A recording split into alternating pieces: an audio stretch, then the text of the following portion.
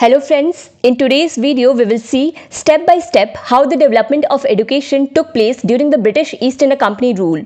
But first of all, we have to understand that what was the interest of British East India Company in educating Indians. Why British East India Company was showing so much interest in educating Indians.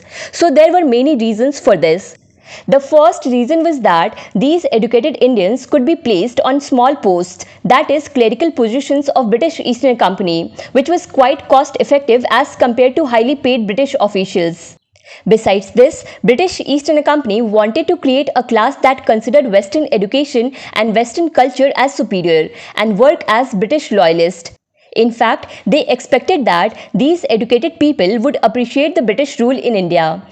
In addition, some enlightened Indians felt that if modern education comes in India, then the evils, economic and political illness spread in the society will go away. On the other hand, Christian missionaries, whose main objective was to convert maximum number of Indians to Christianity, they also believed that due to modern education, Indians will lose faith in their religion and they will adopt Christianity. So all these were the reasons. But all these reasons were in the earlier times. The problem in starting was something else. What happened that the British East India Company had started the Mayor Court in Madras, Bombay and Kolkata in the early period, that is in 1726. It can be seen as one of the first steps of the British East India Company related to judiciary. Later on, by 1773, they had also met the Supreme Court. But initially, the British East India Company was facing a problem. Most of India's population was Hindu or Muslim. And to give the right decision, the court needed to have knowledge of the religions of the people here and their customs.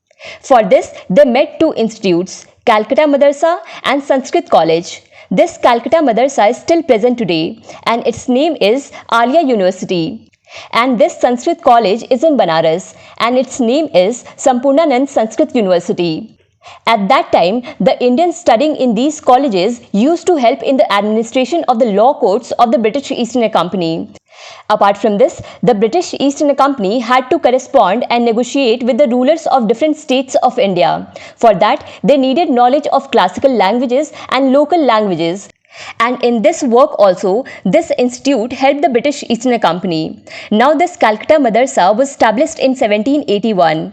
At that time, Warren Hastings was the Governor General and he established this institute to study Muslim laws. And this Sanskrit College was established in 1791. At that time, Cornwallis was the Governor General. But it was not established by Cornwallis, but by Jonathan Duncan for the study of Hindu laws and philosophy. Jonathan Duncan was basically a British resident in Banaras. After that, in 1800, when Wellesley was the Governor General, he had established the Fort William College for the training of civil servants. But the Court of Directors soon closed this college. Now this was the time when both enlightened Indians and Christian missionaries wanted that modern secular and modern education should be promoted in India, although their reasons were different, which we have already seen in starting. So they started putting pressure on the British government to bring modern education to India. And the result was that in 1813, when Lord Minto was the Governor General, at that time the Charter Act came, Charter Act of 1813, and there was talk of introducing a state-sponsored education system. Now the difference was that whatever was happening earlier in the field of education was happening due to the effort of some individual. But now in Charter Act of 1813, it was made compulsory that the British East India Company would have to take the responsibility of the education of the people of India. As a result of this, many schools and colleges were opened from 1813 to 1857. It was written in the charter that, first of all, you encourage the learned people of India. Besides this, promote the knowledge of modern science in India. The people of India should also understand what is happening in the world. And for this work, Charter Act of 1813 asked British East India Company to spend 1 lakh rupees annually. But the problem is that in Charter Act of 1813, it was not written anywhere that the people of India would be taught in English language or in their mother tongue, that is in vernacular. Apart from this, it was also not clarified that only modern sciences will be taught, or along with modern sciences, the people of India will also be made to do their traditional studies. On this point, two groups were formed inside the company. One group was called Anglicist and the other was called Orientalist. Anglicists were saying that Indians should only be given knowledge of modern science, but Orientalists were adamant that the people of India should be taught modern science as well as traditional studies. Besides, Orientalists wanted that the people of India should be taught in their mother tongue. Whereas there was a difference of opinion among the Anglicists. Some Anglicists wanted that education should be in mother tongue, and some wanted that education should be in English.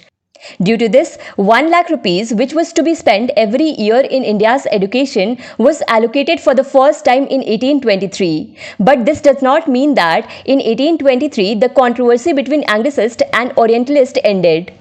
These people were still adamant on their point, but when William Bentinck was the Governor General, then during his rule, Lord Macaulay came to India. He believed that Indian education system is absolutely useless, completely inferior in front of European learnings, and in 1835 he published a document which is also called Macaulay Minute.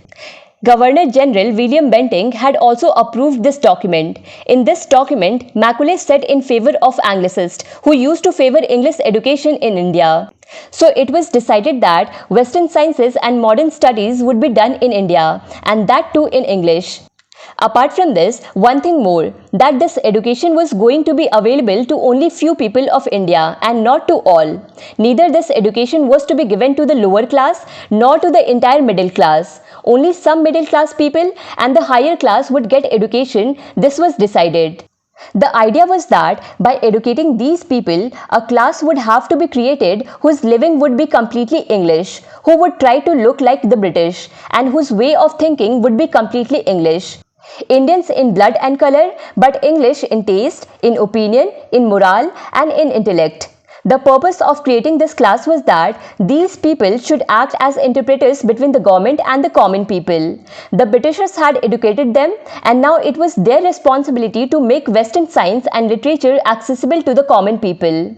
This theory is called the downward filtration theory. This downward filtration theory was also implemented through political parties, press, and pamphlets, because these were the mediums through which modern ideas reached the general public. After that, between 1843 and 1853, James Thomson made huge changes related to Indian education. James Thomson was basically Lieutenant Governor of the Northwestern provinces. Note that this is Northwestern province, not Northwest Frontier province. Northwest provinces is the area which is in today's date is made up of Uttar Pradesh and some part of Uttarakhand. And James Thomson, the Lieutenant Governor of Northwest Province from 1843 to 1853, prepared a great scheme for village education. He introduced vernacular education in the villages so that the people of villages could study in their own languages. He prepared a very comprehensive model of village education. According to his plan, the government will open a model school in every tehsil, and at the same time, teachers will also be trained to teach vernacular languages. That is, training schools will be made for teachers as well, and here the villagers will not be taught any Newton's law.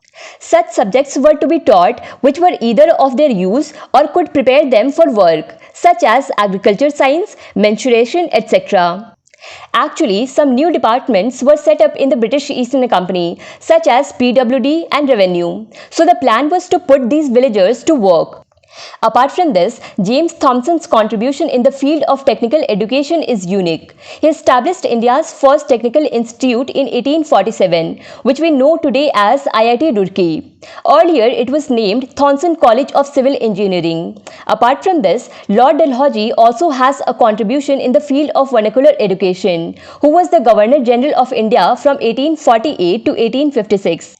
In 1853, Dalhousie has strongly stated in his minute document that he is in favor of vernacular education. The importance of this fact is high because this Governor General has given his statement that he is very much interested in vernacular education. After which, in 1854, Wood's dispatch was sent to India, in which it was said that now the time has come that the British East India Company should educate not only a section of society but also the general public.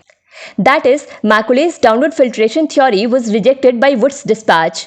Whenever we study the development of education, we study it generally in two parts: development of education under company's rule and development of education after Crown took over. That is, the period after 1857. Development in education under company's rule, that is, the period before 1857, we have covered completely. And we will cover development in education after 1857 in the next video. Videos are available on Bookstava channel on many topics of history. You can watch them too. If you like this video, then do not forget to press like button, share this video with your friends and subscribe to Bookstava channel to keep watching more such videos. Thank you so much for watching Bookstava.